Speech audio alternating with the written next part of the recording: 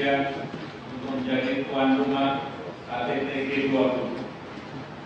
Saya paham perlu upaya yang luar biasa agar kita dapat duduk bersama di ruangan ini.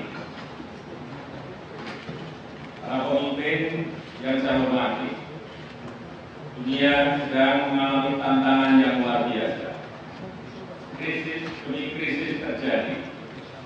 Pandemi COVID-19 belum usai. Rivalitas terus menajam. Perang terjadi. Dan dampak berbagai krisis tersebut terhadap ketahanan pangan, energi, dan keuangan sangat dirasakan dunia, terutama negara berkembang. Masalah pupuk jangan disepelekan. Jika kita tidak segera mengambil langkah agar ketersediaan pupuk mencukupi dan harga yang terjangkau, maka 2023 akan menjadi tahun yang lebih suram. Tinggi saat ini dapat semakin memburuk menjadi krisis tidak adanya pasokan pangan.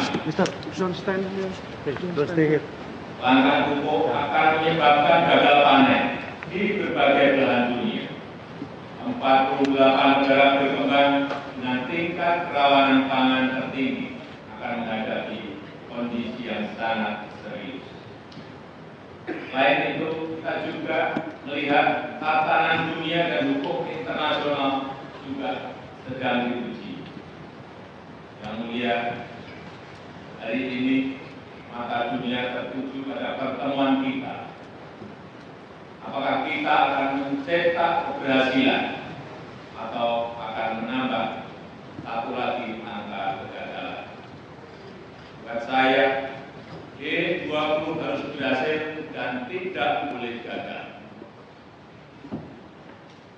Sebagai Presiden G20, Indonesia telah berupaya semaksimal mungkin untuk menjembatani perbedaan yang sangat dalam dan sangat lebar. Namun, keberhasilan hanya dapat tercapai jika kita semua tanpa terkecuali berkomitmen, kerja keras, menyisihkan perbedaan-perbedaan untuk menghasilkan sesuatu yang konkret, sesuatu yang bermanfaat bagi dunia.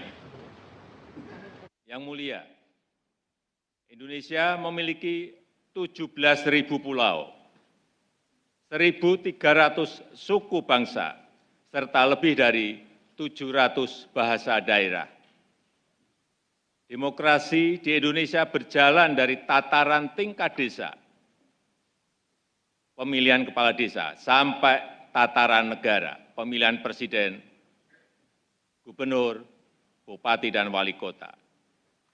Sebagai negara demokrasi, Indonesia sangat menyadari pentingnya dialog untuk mempertemukan perbedaan,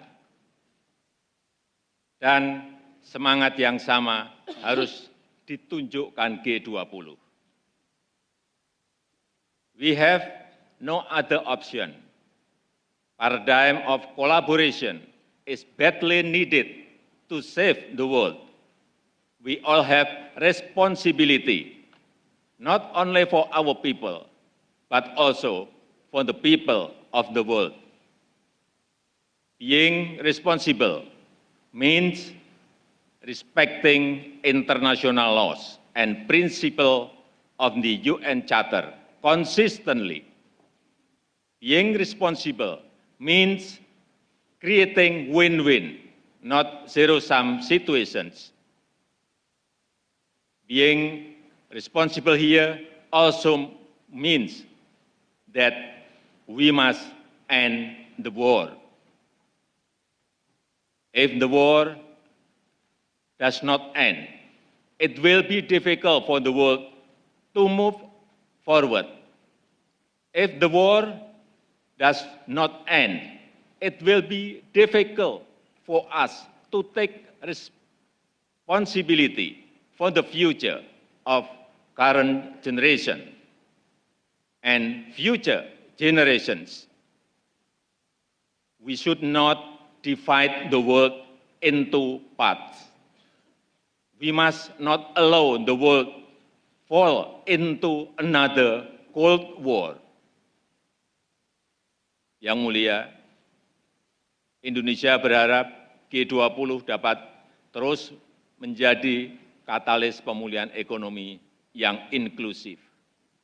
Di tengah situasi yang sangat sulit, G20 terus bekerja agar menghasilkan capaian konkret, mempersiapkan dana untuk menghadapi pandemi mendatang melalui Pandemic Fund, membantu ruang fiskal negara berpendapatan rendah melalui Resilience and Sustainability Trust, mendorong percepatan pencapaian SDGs, menghasilkan ratusan kerjasama konkret, serta mendukung pemulihan ekonomi dunia yang lebih maju dan berkelanjutan melalui Bali Compact mengenai transisi energi.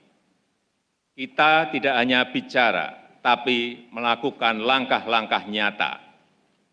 Akhir kata, mari kita perlihatkan kepada dunia bahwa kita dapat bersikap bijak, memikul tanggung jawab, dan menunjukkan jiwa kepemimpinan.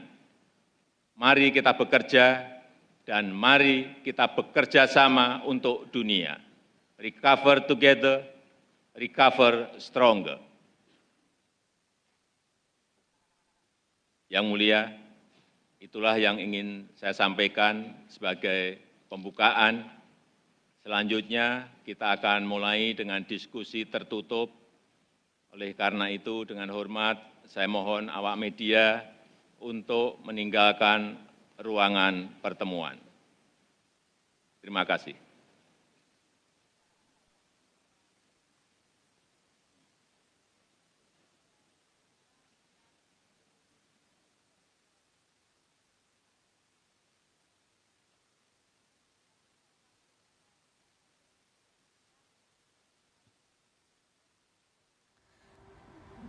Ya, baru saja Anda saksikan pidato pembukaan Presiden Joko Widodo selaku presidensi G20 KTT yang dibuka pada hari ini. Hal yang menarik adalah Jokowi mengatakan seharusnya G20 memberikan sebuah katalis positif bagi pergerakan ekonomi dunia yang bersifat inklusif, terutama terkait dengan adanya kondisi ekonomi global pasca adanya geopolitik Rusia dan juga Ukraina menghadapi kemungkinan terjadinya pandemi global, krisis pangan, dan kondisi kesehatan dunia. Pada hari ini rencananya akan ada working session pertama seputar ketahanan energi dan pangan, kemudian working session kedua dengan agenda kesehatan.